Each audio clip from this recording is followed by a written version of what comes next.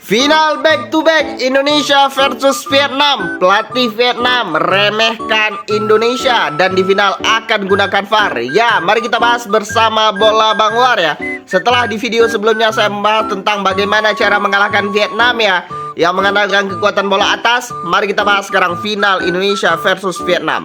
Ya, final Indonesia menghadapi Vietnam akan diadakan 29 Juli ya, jam 20.00 waktu Indonesia Barat, lebih tepatnya hari Selasa jam 8 malam. Ya, di mana Vietnam meminta secara langsung kepada AFF ya untuk melaksanakan VAR ya di partai final dan di-approve oleh AFF. Jadi Piala AFF di final nanti akan menggunakan VAR ya di final nanti ya. Jadi ini baik untuk kedua negara ya. Kita tahu permainan kasar dari Vietnam ya. Jadi ini cukup baik untuk timnas kita. Dan mungkin mereka mengira karena kita tuan rumah, kita akan seenak-enaknya. Makanya mereka meminta VAR ya. Selain hal itu, Kim Sang-sik, pelatih daripada Vietnam ya, asal Korea Selatan ini sudah warning ya, mengatakan dia meremehkan Indonesia ya, yang dilatih oleh Gerard van der Berg. Apa yang diremehkan bang? Apa? Ya, ini dia statement daripada Kim Sang-sik. Indonesia U23 tak sebagus Vietnam dalam mengendalikan permainan ya. Mereka cuma bagus long ball saja, kata Kim Sang-sik.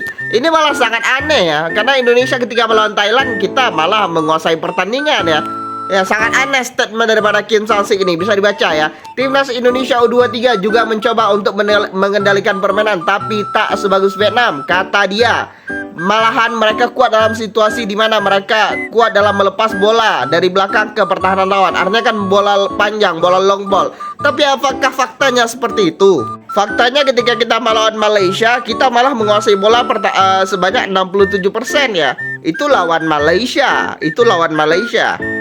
Ketika lawan Thailand malahan kita bisa 74%. Dari mana dia tahu kalau kekuatan kita long ball, bukan menguasai permainan? Sedangkan data statistik berbicara kita sangat menguasai permainan, tapi malah finishing kita finishing agak kurang.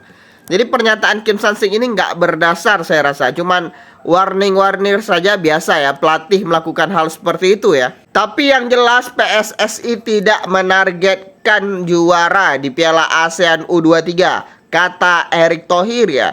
Ini sebenarnya sangat aneh ya, karena kita sudah di final di tuan rumah tapi nggak ada target juara. Saya rasa aneh. Nah, kita baca dulu ya statement daripada Pak Erick Thohir ya. Ultimatum, enggak, semua ini proses, target, ya semua ada kontraknya. Ini mereka baru ya, Gerard van der Berg baru beberapa minggu. Kalau kita langsung vonis ya tentu kita membangun starta kepelatihan.